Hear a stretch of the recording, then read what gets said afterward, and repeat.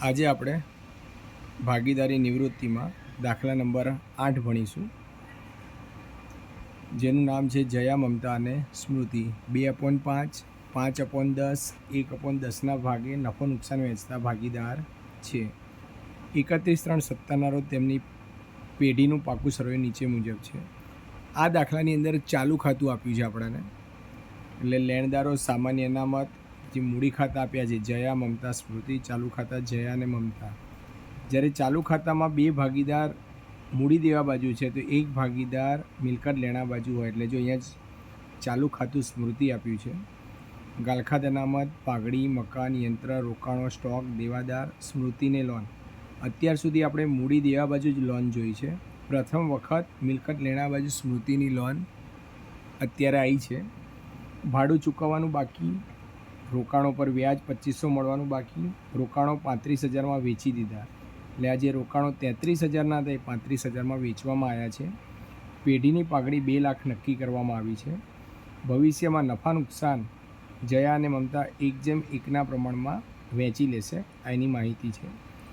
તો સૌ પ્રથમ આપણે એ જોઈએ કે જૂના પ્રમાણમાં 2/5, 5/10 અને 1/10, એટલે જૂનું પ્રમાણ, નવું પ્રમાણ, લાભનું પ્રમાણ અને પાઘડીની ગણતરી જોઈને પછી આપણે આગળ દાખલો વધારીશું.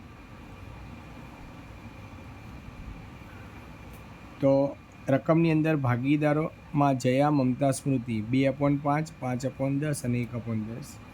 તો સૌ પ્રથમ આપણે છેદ સરખા કરી દઈએ.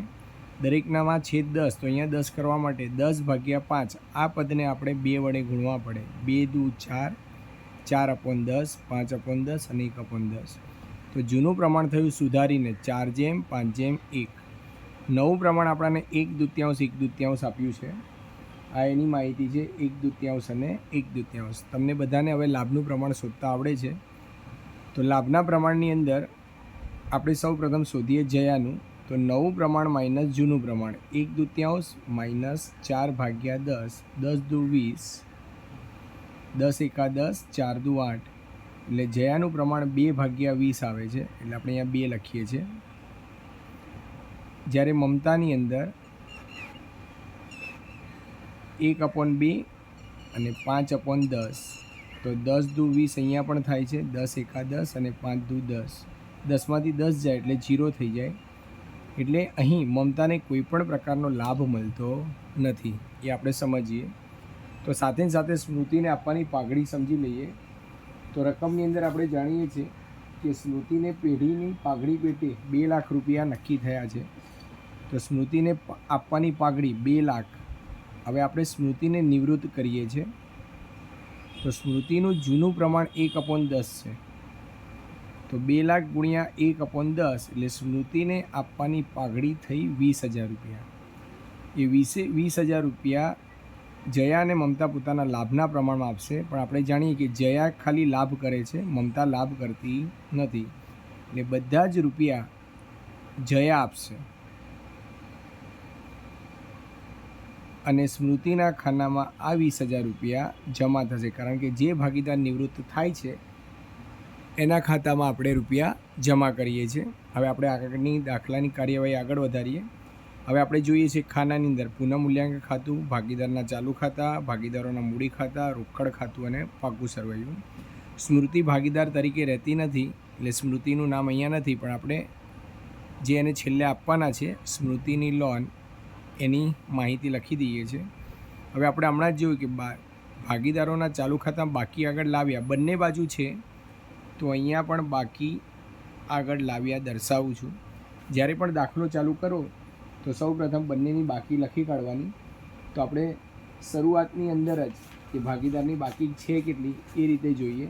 તો લેણદાર સામાન્ય અનામત હતી, પણ આપણે મૂડી ખાતું આપ્યું છે, તો મૂડી ખાતું આપણે અહીંયા નીચે બનાવ્યું છે.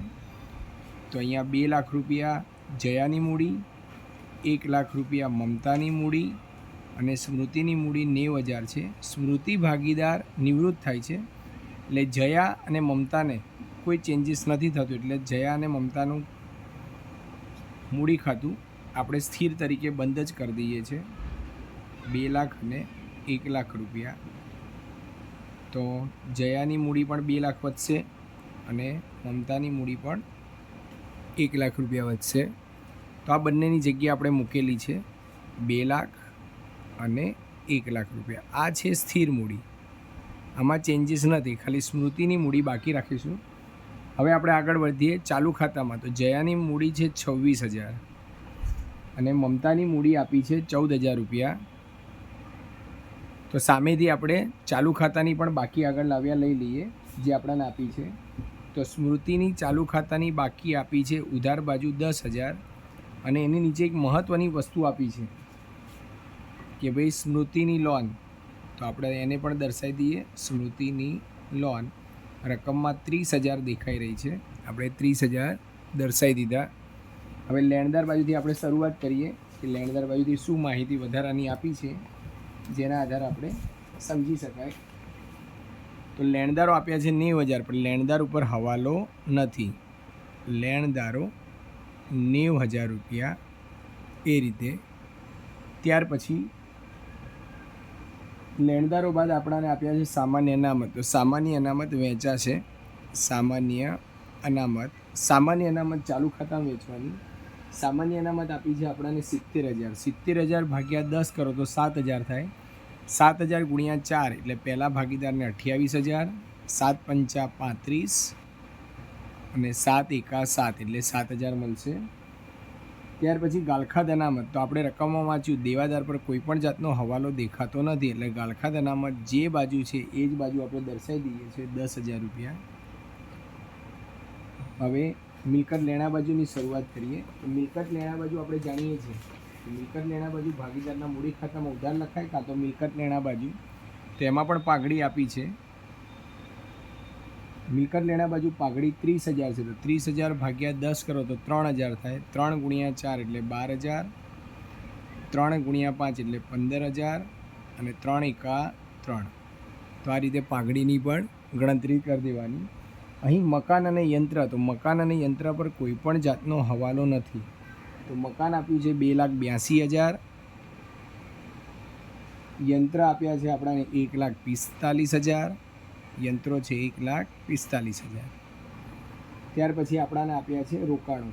તો રોકાણો આપણે જાણીએ છીએ રોકાણો 35,000માં વેચી દઈએ છીએ. એ વેચવાથી રૂપિયા આવે તો દાખલાની અંદર રોકડની બાકી આગળ લાવી આપી નથી, એટલે આપણે અહીંયા દર્શાવીએ છીએ રોકાણો ખાતે.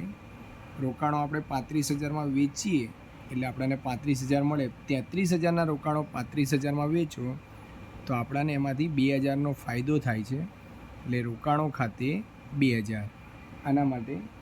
ત્યાર પછી સ્ટોક. તો સ્ટોકમાં કોઈ પણ જાતનો ચેન્જીસ નથી. સ્ટોક આપ્યો છે આપણને 20,000. દેવાદાર પણ કોઈ હવાલો નથી, એટલે દેવાદારોએ આપ્યા છે 50,000ના ને એમાં સ્મૃતિની લોન અને બાકી આગળ લાવે આપણે પહેલેથી લખી દીધી છે. હવે હવાલાની અંદર પહેલું છે ભાડું ચૂકવવાનું બાકી. તો ભાડું ચૂકવવાનું બાકી આપણા માટે દેવું કહેવાય. ભાડું ચૂકવવાનું બાકી. તો ભાડું ચૂકવવાનું બાકી આપણને 4,000 આપ્યું છે, એ આપણો એક પ્રકારનો ખર્ચ પણ કહેવાય. ભાડું ચૂકવવાનું બાકી 4,000 એટલે જે દેવું છે એની અસર આપણે આપી શકીએ છીએ. પછી આપણને આપ્યું છે રોકાણો પર મળવાનું બાકી વ્યાજ. એ આપણી આવક કહેવાય. રોકાણો પરનું વ્યાજ. તો રોકાણોનું પરનું વ્યાજ આપણને આપ્યું છે 2,500 રૂપિયા. એ આપણી મિલકત છે એટલે આપણને ફાયદો થયો. રોકાણોનું વ્યાજ 2,500 રૂપિયા. ત્યાર પછી આપણે 35,000ના રોકાણોવાળો ત્રીજો હવાલો જોયો, પેઢીની પાઘડી, જે આપણે શોધી કે ખાલી સ્મૃતિને. તો સ્મૃતિના ખાતાની અંદર જમા બાજુ પર આપણે 20,000 રૂપિયા બતાવીશું કે સ્મૃતિ નિવૃત્ત થાય છે ને આ બધા જ રૂપિયા જયા આપશે, એટલે જયાના મૂડી ખાતે. અને જયાના ખાતામાંથી 20,000 બાદ કરવાના, અહીંયા લખવાનું સ્મૃતિના મૂડી ખાતે. આ રીતે. હવે રકમની અંદર બીજા કોઈ હવાલા વધતા નથી, એટલે આપણે દાખલાની અંદર બાકીની માહિતી જોતા જઈએ. તો સરવાળાની અંદર 2,000 અને 2,500 એટલે આપણો સરવાળો થાય 4,500. 4,500માંથી 4,000 જાય એટલે 500 રૂપિયા વધે. તો આ બાજુ પુનઃમૂલ્યાંકનનો નફો જૂના પ્રમાણમાં વેચાય 4/5/1. જયા મમતા અને સ્મૃતિ. ભલે પાર્ટનર નિવૃત્ત થાય છે તો પણ એના રૂપિયા લખાય છે. તો 500 ને તમે ગણો એટલે અહીંયા આવશે 200, 250 અને 50. એને ચાલુ ખાતામાં લાવવાના. પુનઃ મૂલ્યાંકનનો નફો 200, 250 અને 50. હવે જે ભાગીદાર નિવૃત્ત થાય એનો સરવાળો પહેલાં કરવાનો. તો અહીંયા 7 અને 20 27 થાય છે. તો જો સ્મૃતિની ઉધાર બાજુનો સરવાળો વધારે દેખાય છે. તો અહીંયા ટોટલ સરવાળો આપણા જોડે છે 43,000. 43,000માંથી 27,050 બાદ કરતાં જમા બાજુ પર આપણાને કેટલા રૂપિયાની ઘટ પડે છે? તો જમા બાજુ 15,950 રૂપિયાની બાકી વધે છે. હવે સ્મૃતિ જોડેથી લેવાના થાય તો સ્મૃતિના 90,000 રૂપિયા જમા છે, એટલે આપણે આને મૂડી ખાતામાં લઈ જઈશું. એટલે આપણે એને મૂડી ખાતામાં દર્શાવી દઉં. સ્મૃતિના મૂડી ખાતે, એટલે આપણે ત્યાંથી એના બાદ કરી દઈશું. આ 15,950ની એન્ટ્રી આપણે અહીંયા કરીશું. આ ક્યાંથી આવી? તો સ્મૃતિના ચાલુ ખાતેથી આવી. તો આપણે જાણીએ છીએ કે સ્મૃતિના 90,000 રૂપિયા આપણી જોડે પડ્યા છે. 90,000માંથી 15,950 બાદ કરી દઉં તો મારે સ્મૃતિને 74,050 આપવા પડે. ને આપણે જાણીએ છીએ નિવૃત્તિમાં જે ભાગીદારના રૂપિયા વધે છે આપણે એને લોન તરીકે રાખીએ છીએ, એટલે સ્મૃતિની લોન. તો 74,050ની એન્ટ્રી આપણે અહીંયા બતાવી દેવાની. આ રીતે સ્મૃતિ નામના ભાગીદારની રકમ ઉધારથી જમા બાજુ 15,950 જે સ્થિર મૂડીમાંથી આપણે કાપી લીધી, જે વધ્યા એ લોન તરીકે દર્શાવી દીધા. હવે બાકીના ભાગીદારોનો સરવાળો જોઈ લઈએ. તો 26 ને 28 અને 200 એટલે ટોટલ થાય 54,200. તો આ બાજુ પણ 54,200. 54,200માંથી 32,000 જાય તો આપણા જોડે વધશે 22,200. એ જ રીતે 14 ને 35 49 એટલે 49,250. તો 49,250માંથી 15,000 જાય તો 34,250 વધે.